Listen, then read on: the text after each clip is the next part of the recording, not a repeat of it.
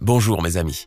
Alors que quelques milliers d'euros suffiraient à votre bonheur, des stars d'Hollywood, des athlètes célèbres et des top modèles perdent des millions de dollars.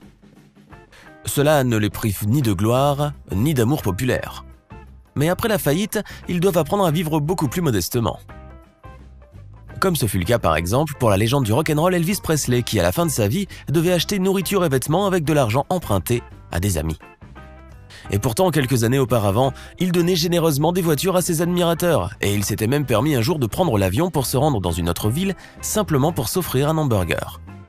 Alors nous avons préparé pour vous une sélection de quelques autres stars dont la faillite a été retentissante. Al Pacino. L'un des rôles les plus réussis d'Al Pacino au cinéma a sans aucun doute été celui de Michael Corleone dans la trilogie Le Parrain. Sans doute que son personnage de Don Corleone aurait éclaté de rire si on lui avait dit un jour qu'il se retrouverait en faillite après avoir été mené par le bout du nez. Le célèbre acteur, non sans l'aide de son directeur commercial Kenneth Starr, a investi dans une pyramide de Ponzi et a perdu presque toutes ses économies de plusieurs millions de dollars. En outre, il devait à l'État près de 200 000 dollars pour évasion fiscale. Starr a aussi volé un total de 30 millions de dollars à Pacino et à ses autres clients, Sylvester Stallone et Uma Thurman. Afin de maintenir son niveau de vie habituel, Pacino a dû jouer dans des publicités et dans plusieurs films ratés.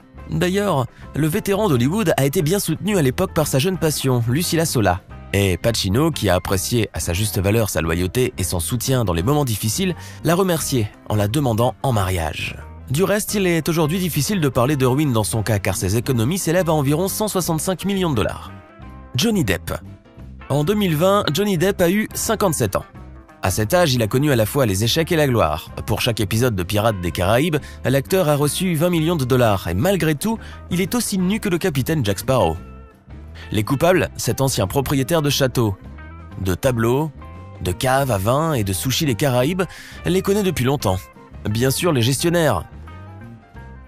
Depuis janvier 2017, Johnny les poursuit sans relâche, réclamant 25 millions de dollars en dédommagement. Où sont donc passés les 650 millions de dollars qu'il avait durement gagnés?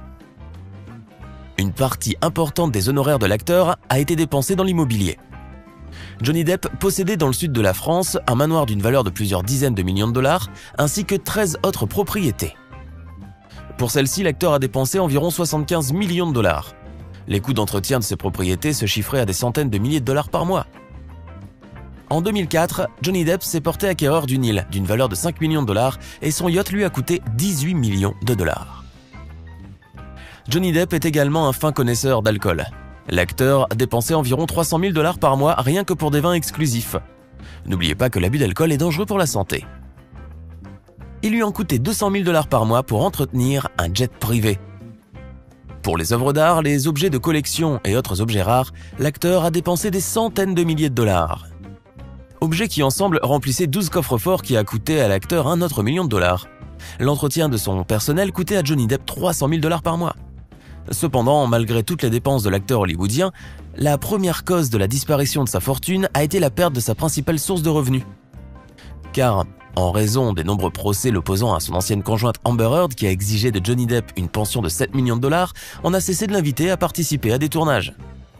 Ce chômage, le divorce avec Amber Heard et la générosité de l'acteur évoquée de nombreuses fois par ses amis les plus proches l'ont conduit à la faillite. Aujourd'hui, on sait que la plupart des déclarations et accusations d'Amber Heard contre Johnny Depp étaient fausses, ce qui permet à l'acteur de sourire à nouveau. Alors, souhaitons bonne chance au plus célèbre pirate d'Hollywood. Et espérons le revoir bientôt dans de nouveaux rôles au cinéma.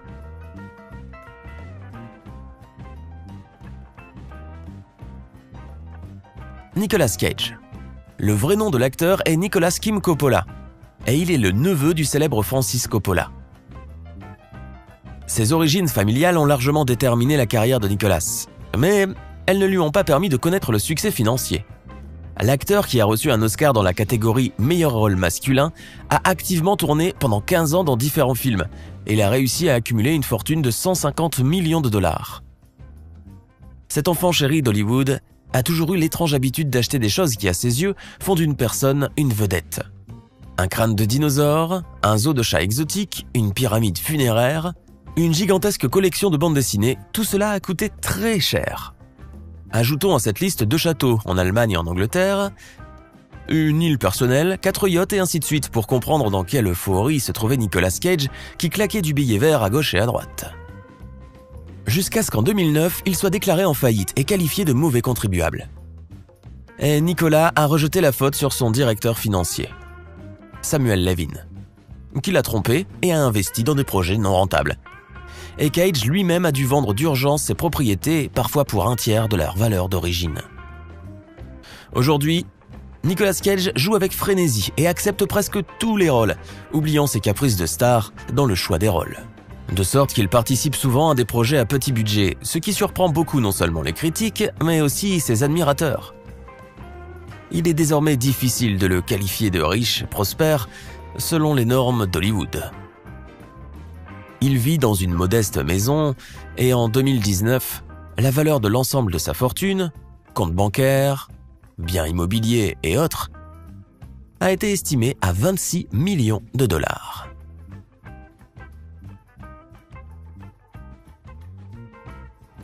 Toni Braxton.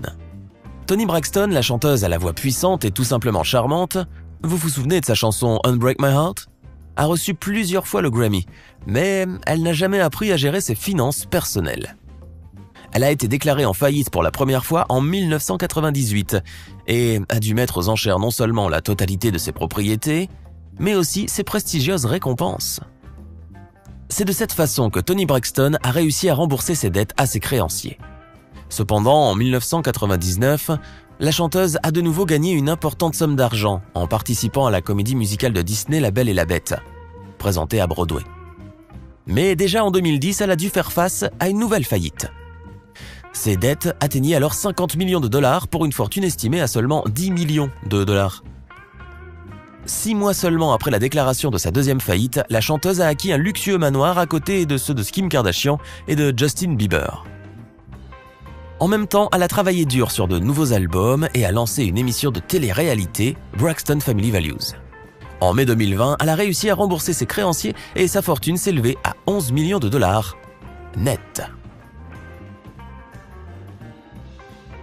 Mike Tyson. Le nom du scandaleux mais non moins talentueux boxeur, acteur et chanteur apparaît régulièrement dans la presse, bien qu'il ait quitté le sport il y a de nombreuses années. Au fil des ans, sur le ring, Mike Tyson a établi plusieurs records du monde et a remporté un grand nombre de combats, ce qui lui a permis d'empocher plus de 400 millions de dollars. Et Iron Mike avait tout, même des tigres du Bengale. Il était considéré comme l'athlète le plus riche du monde. Il jetait l'argent de tous les côtés, sans se soucier du lendemain. Tout allait bien. Jusqu'à ce que les problèmes financiers et les scandales tombent sur la tête du célèbre boxeur. Iron Mike s'est retrouvé au tapis. Il a dû alors se séparer de ses tigres, comme de ses autres biens. De ses 400 millions de dollars gagnés sur le ring professionnel, il ne restait que des miettes. 5 années passées en prison auront permis à Iron Mike de bien réfléchir et il s'est relevé. Il a fait preuve d'intelligence et de prudence pour récupérer ce qu'il avait perdu. L'endurance et la persévérance du champion l'ont aidé à se remettre sur pied.